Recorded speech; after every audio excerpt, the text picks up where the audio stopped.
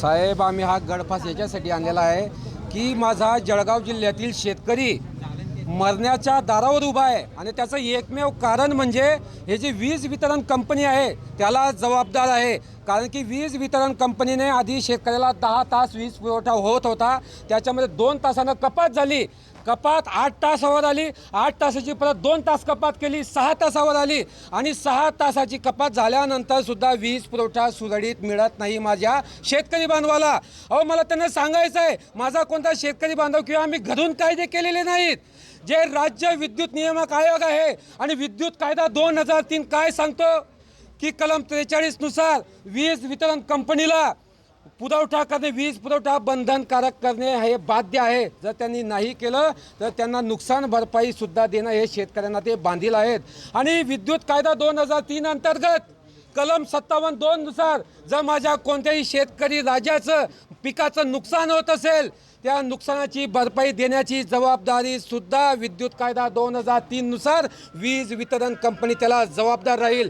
पण मला सांगायचं आहे या महायुती सरकारच्या बद्दल, कारण की हे महायुती सरकार संवेदनशून्य आहे. यांना शेतकऱ्यांविषयी कोणत्याही भावना नाही. यांना शेतकरी मेला काय आणि जगला काय यांना काहीच फरक पडत नाही. हे फक्त AC मध्ये बसणारा सरकार आहे. आणि त्याहून हे जे वीज वितरण कंपनीचे अधिकारी आहे हे सुद्धा AC मध्ये बसून सांगतात की आमचे साहेब तिकडे गेले, इकडे गेले. पण माझा शेतकरी बांधव इथे उन्हामध्ये 2 तासापासून ठिय्या मांडतोय. शिवसेना उद्धव बाळासाहेब ठाकरे पक्षाचा प्रत्येक कार्यकर्ता, राष्ट्रवादी काँग्रेस शरदचंद्र पवार पक्षाचा प्रत्येक कार्यकर्ता शेतकऱ्यांसाठी इथे लढत आहे. जर आम्हाला 1 तासामध्ये लेखी आश्वासन वीज वितरण कंपनीने नाही दिलं तर हा जो गडफस आम्ही इथे घेतलेला आहे प्रत्येक शेतकरी बांधव इथे लावल्याशिवाय राहणार नाही. हे मला आमच्या दोघा पक्षाच्या वतीनं सांगायचं आहे. फक्त शेतकऱ्यांना जे 6 तास लाईट मिळते ना ते 8 तास मिळालं पाहिजे. म्हणजे पीक जडतं आहे अक्षरशः. खेडी तुम्ही तर मागणी करायला आले तर लाईटाची मात्र आंदोलनात सहभागी झालेले आहे. हो हो. काय कारण लाईटसाठीच ना.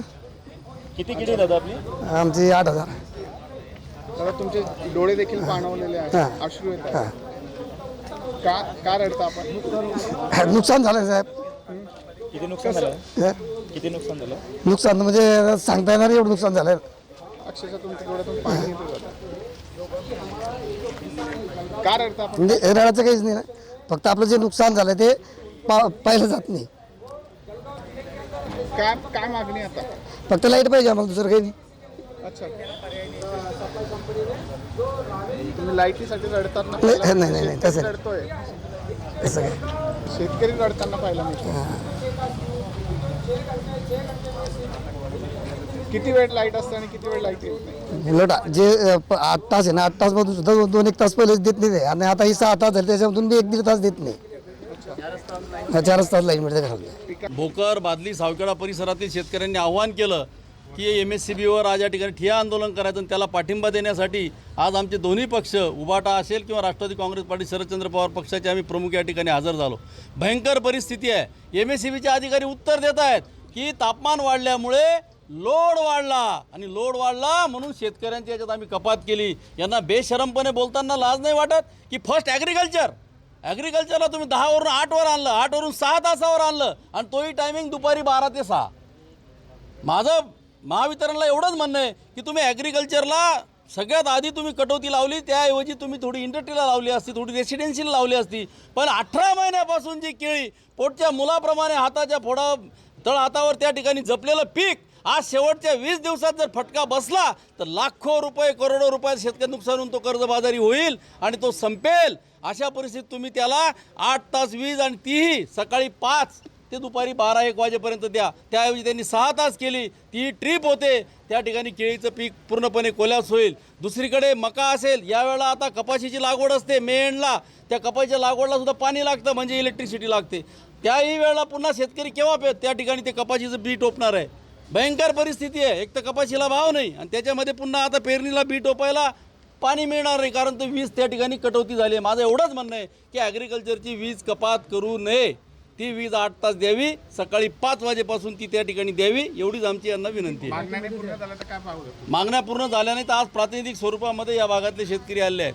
जिल्हाभर फिरून मोठं आंदोलन या ठिकाणी उभं राहील. काल उद्रेक झाला रावेरच्या परिसरामध्ये महावितरण डिसिजन घेतला आहे की 8 तास देऊ. मग इथे काय अडचण आहे यांना जळगावला घ्यायला? काय अडचण काय यांना? तासाभर तुम्ही थोडीशी इंडस्ट्रीची किंवा थोडीशी याचा कटौती करा आणि शेतकऱ्याला द्या ना पूर्ण. एवढे 20च दिवस सांभाळा ना त्याची आलेली केळी. एवढीच आमची विनंती आहे. आज आम्ही राष्ट्रवादी काँग्रेस, शरदचंद्र पवार पक्ष आणि उद्धव बाळासाहेब ठाकरे पक्षाच्या वतीने वीज वितरण कार्यालयाच्या बाहेर ठिय्या आंदोलन केलं आहे. आम्ही मागच्या 2 तासापासून आंदोलन करतोय. आमची शेतकऱ्यांसाठी अतिशय रास्त मागणी आहे की विनाखंडित आम्हाला 8 तास आमच्या शेतकऱ्याला वीज पुरवठा द्या.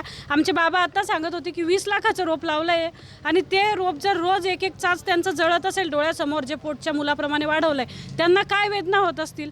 सरकारला याची जाणीव नाही आहे. सरकारने कांदा उत्पादक शेतकरी मारला, सरकारने मका उत्पादक शेतकरी मारला. पंतप्रधानांना देशाकडे बघण्यासाठी वेळ नाही आहे. ते जगभर मेलोडी वाटत फिरत आहेत. आमची रास्त मागणी आहे की आम्हाला लेखी स्वरूपात वीज वितरण कंपनीने द्यावं की आमच्या शेतकऱ्याला अखंडित आणि योग्य वेळेत, आमच्या शेतकऱ्याला आता ते दिवसा वीज पुरवठा देत आहेत दुपारच्या वेळेत. म्हणजे आपण जिथं 5 मिनटं उन्हात थांबू शकत नाही 45 आणि 46 डिग्रीमध्ये, तिथं तुम्ही म्हणतायत की आमच्या शेतकऱ्यांनी 6-6 तास पिकांना पाणी भरावं. ही कुठली मागणी आहे? मग त्यांनी त्यांचं कॅबिन सोडून बाहेर बसावं. 2 तास ते बसू शकत असतील तर आमचा शेतकरी पाणी भरेल 6-7, 8-8 तास इथं. त्याच्यामुळे आमची मागणी आहे की आमच्या शेतकऱ्याला रात्री नाहीतर सकाळी लवकर त्याच्या सोयीनुसार वीज देण्यात यावी. त्याच्यासाठी हे शेवटचे 20 दिवस महत्त्वाचे आहेत. तर त्याच्यासाठी रेसिडेन्शियल थोडंसं तासभर कमी केली तर चालेल, इंडस्ट्रीयल कमी केली तर चालेल. 20 दिवसासाठी काही अडचण नाही. सहकार्य करतील ना सगळे. शेतकरी जगला तर देश जगेल, नाही तर तुमच्या माझ्या सहित सगळ्यांना आत्महत्या कराव्या लागतील. देश तर मोदी साहेबांनी विकायलाच काढलाय.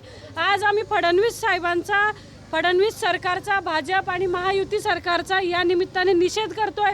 अतिशय वजनदार असे 4 मंत्री आहेत, 1 केंद्रीय मंत्री, 3 कॅबिनेट मंत्री असताना जर शेतकऱ्याची ही अवस्था असेल, शेतकऱ्यांना गळफास घ्यावा लागत असेल, तर त्या मंत्रिपदाचं आम्हाला काय करायचं आहे? ते मंत्रिपद काय लाल दिवा वाटून मिरवायला ठेवायचे आहेत का? याचं उत्तरसुद्धा आम्हाला या निमित्ताने पाहिजे. आम्हाला जर का लेखी स्वरूपात याचं उत्तर मिळालं नाही तर आम्हाला इथं आज दिवसभर बसावं लागलं तरी चालेल. आम्ही आमच्या शेतकऱ्यासाठी इथं बसायला तयार आहे.